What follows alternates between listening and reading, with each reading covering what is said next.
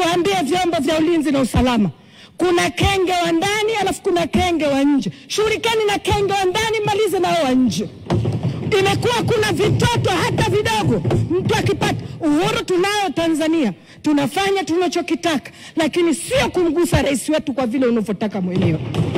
Kama tunataka tuende kwenye debate za matusi, tutafungulia Doto Magari mmoja tu, atamalizana nao.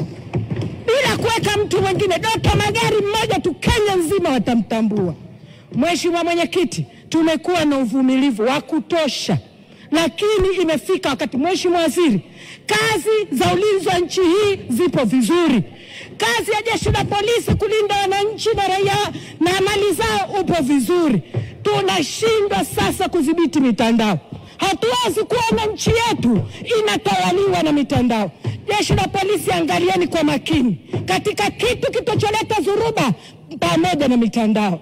Hatuwezi. Jeshi la polisi kila siku, mama yetu rais wetu anahangaika, niboreshe wapi, niboreshe mishahara, niboreshe posho zao, niboreshe hichi, niwapatie magari. Anahangaika kwa namna kipekee. Tumlipeni kitu kidogo tu kumlinda yeye, ni jukumu letu sisi.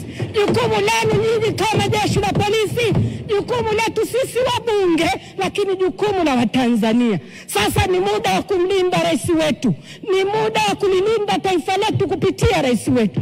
Amevumilia, lakini naye binadamu anachoka. Lakini tabia ya mama, hawezi kusema kwa watoto wake kama anachoka. Siku zote mama hawezi kuona watoto wake wanalala njaa, yuko tayari kubeba jembe kulima ila watoto wale na kushiba. Lakini nafika wakati jeshi la polisi, leo wabunge tumeamua kuwapongeza kwa kazi kubwa mnayoifanya. Hatuna sehemu ya kusema, kwa sababu ukija kwenye kila sehemu mama amefanya vizuri na amelimarisha jeshi la polisi vizuri. Tunachokitaka kwenu, mwende mkakomeshe vitendo vinavyoenda kufanywa ndani ya mitandao kumdhalilisha rais wetu. Mwende mkaifanye kazi ya kuingia ndani ya mitandao kama mlivyofanya kazi ya kupambana na majambazi wanaotumia vyombo vya moto. Hawakukushindeni na walikuwa wanakuja na vyombo vya moto. Lakini tunataka sasa muingie kwenye mitandao. Kazi iliyokuweko kule, vitoto vidogo hata kunyonya havijamaliza kwa wazee wao. Kila mtu ana maneno na lugha anazungumza ambayo haistahili kuambiwa rais wetu. Rais wetu amekuwa akijitoa kwa ajili ya taifa hili kwa namna ya kipekee. Hakika Mungu alimuita kuwa rais. Tumwangalie kwa namna ya kipekee. Toka siku yake ya kwanza, wakati inatunga mimba yake, Mwenyezi Mungu alijua kwamba anamtengeneza Rais Samia kuwa rais wa Tanzania. Alijua fika kwamba huyu ninamtengeneza kuwa rais.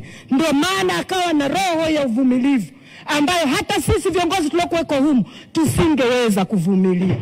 Alimtengeneza kuwa mwanamke jasiri. Kati ya vitu ambavyo tunajivunia pamoja na ujasiri wa mama yetu kuweza kuvumilia hali inayoendelea.